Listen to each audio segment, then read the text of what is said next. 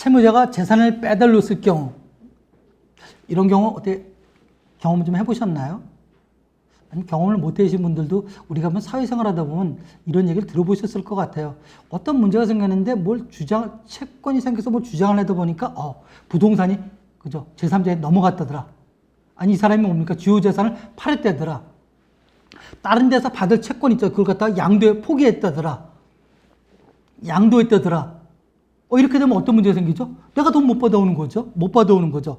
그래서 이런 경우 같은 경우 사례도 보면, 그죠? 여성 의료를 생산하는데 결국 돈을 못 받았지 않습니까? 그럼 돈을 못 받았으면 뭡니까? 그 사람이 가지고 있는 부동산이 있지 않습니까? 부동산에 대해서 가압류를 하고, 그 다음에 물품 대금 청구 소송을 하고, 승소가 되면 경매 회수를 해야 되는데, 가압류를 하기 이전에, 부동산 가압류를 했으면 그걸 넘겼어도 뭡니까? 받을 확률이 있는데, 권리가 있는데, 소유권이 넘어가면 어떻게 하는 거예요? 그 사람하고 나하고는 제3자하고는 상관이 없잖아요. 그죠? 이런 걸 노리고 하는 거죠. 자, 이랬을 때, 이건 이걸 이제 채권자 취소권이라는 거거든요. 즉, 채권이, 그 사람 재산이 빚쟁이가 그 재산의 모든 채권자를 공동을 목적으로 해서 가지고 있는데, 그걸 없애버리면은 공동의 뭡니까? 재산이 없어지잖아요. 그걸 어떻게, 그죠? 원상 회복시킬 거냐? 이걸 한번 보자는 거죠. 그래서 이런 경우는 한번 보면, 우리 한번 그림을 먼저 한번 볼게요. 그림을, 그죠? 자, 내가 채권자인데, 채무자한테, 그죠? 우리 아까 의료대금이라고 그랬죠? 1억을 받을 게 있어요. 근데 이 사람한테 돈을 못 받았어요. 그럼 여기다가 뭐 하면 돼요? 이거 다음에 나오겠지만, 부동산 가압류를 만약에 해놓으면은 이 사람이 뒤에다가 팔더라도, 매각하더라도 나는 뭐예요? 내 채무자는 B니까 B를 상대로 민사소송하면 부동산 가압류한 걸 갖고 부동산 경매 강제경매 할 수가 있어요. 그래서 그 순위에 따라서 배당받으면 돼요. 근데 이거는 뭔가 하니 그걸 하기 이전에 그냥 넘겨버린 거죠. 그럴 시간이 없었어요. 그래서 C한테 넘어간 거예요. 그럼 나는 어떻게 해야 되냐? 방법을 여러 개 중에서 하나가 뭔가 이게 채권자 취소권이라는 거예요. 사유행위 취소 청구 소송. 누구랑 소송하냐? 내 채무자랑 소송하는 게 아니라 그거 넘겨받은 사람 있지 않습니까? 수익자, 전득자. 맨 맞은 사람은 전득자라는 용어를 그렇게 표현을 해요. 하나 꼈으면 수익자, 다음이 전득자. 맨 마지막에 이 사람을 상대로 소송을 하는 거, 민사소송을 하는 거죠. 사행위 취소 청구 소송. 내용은 뭐예요?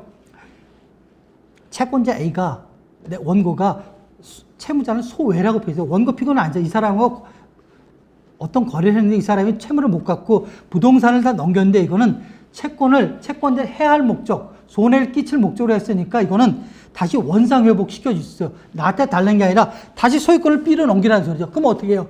이걸 보고 가압류 들어오고 그때부터 이제 원래대로 하면 되는 거죠. 원상 회복을 하자는 거죠.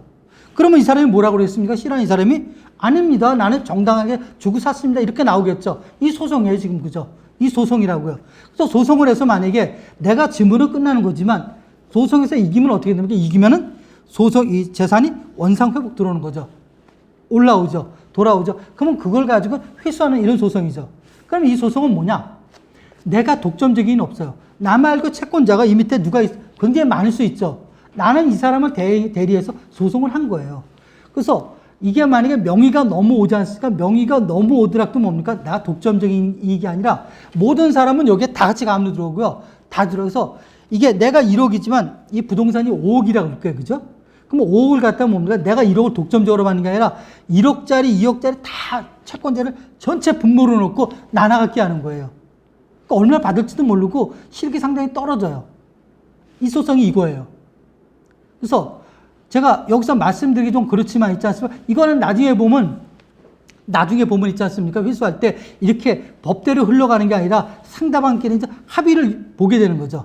합의라는 게 이런 내용들이 많이 나오게 되는 거죠. 그래서 이런 게 보면 이제 채권자 취소권이다. 그래서 이 소송은 뭐냐? 이 소송은 피고는 있지 않습니까? 우리 보면 채무자는 피고가 아니라는 거고요. 피고가 아니라는 거고 이거는 이런 법률 행위가 있은 날로부터 그죠? 안 날로부터 넘어간 날로부터 1년이고요. 법률 행위 했다.